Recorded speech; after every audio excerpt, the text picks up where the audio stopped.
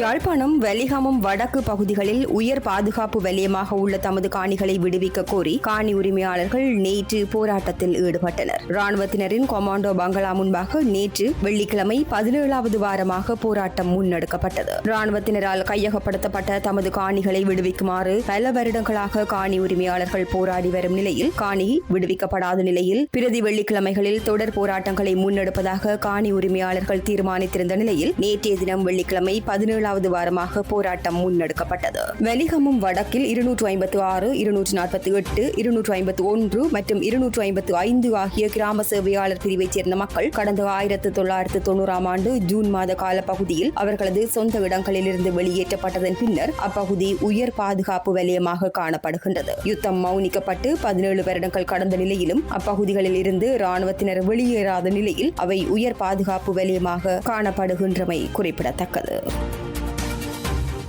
நான் பிரசிங்கம் பௌலரத்தினம். நாங்கள் 1990ஆம் ஆண்டுல இருந்து இப்படியே ஓடுபட்டு திரிகிறோம். இந்த அருணா வந்தவங்களே நீங்க இன்னும் சந்திக்கலையே. அருணா வந்து சந்திக்க வேணும். உங்களுக்கு ஒரு மறுமொழி சொல்லல.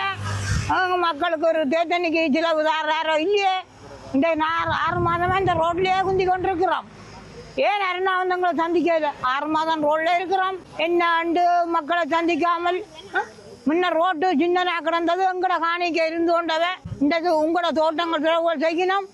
மக்கள் ஏன் வந்து சந்திக்கல? அருணா வந்து நீர் சந்திக்க வேணும். நாங்களும் 10 மாதம் தானே, நீரும் ஒரு 10 மாதம் வந்து எங்களை மக்களை சந்திச்சு மக்கள் ஏன் இப்படி அல்லோலமா படையினம் என்று தெரியாதோ? மக்களுடைய அல்லோலம் தெரியாமல் ஏன் இருக்கிறேன்? வந்து மக்களை சந்திச்சு ஒரு ஆதரவு தெரிவிச்சு அம்மா இந்த உங்களோட காணிய விடுறமண்டு தானே வந்த நீர். கருணா எல்லாம் சொன்னால் காணிய விடுறன்னு மக்களும் சேர்ந்து மக்கள்கிட்ட காணிய வச்சிருக்கிறீர்கள். வந்து மக்கள்கிட்ட காணிய விட்டு சரிக்கண்டே ஜியோவில் கூட்டம் நடந்தது.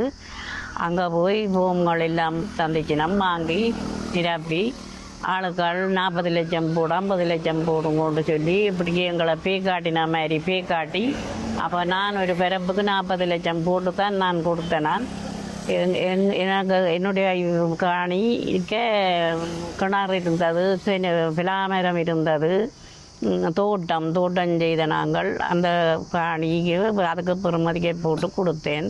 2 வரைக்கும் அதை பற்றி ஒரு கதை இல்லை. திருப்பியும் என்னென்றால் இப்படி சும்மா மாற்றிக்கொண்டு இப்படிக்கே எங்களை விட்டு அலை கழிக்கணும். நாங்கள் சும்மா எங்களோட பிள்ளை குட்டிகள் இதுகள் நாங்கள் சும்மா தேவை இல்லாமலுக்கு வார்த்தையில் திரிகிறோம்.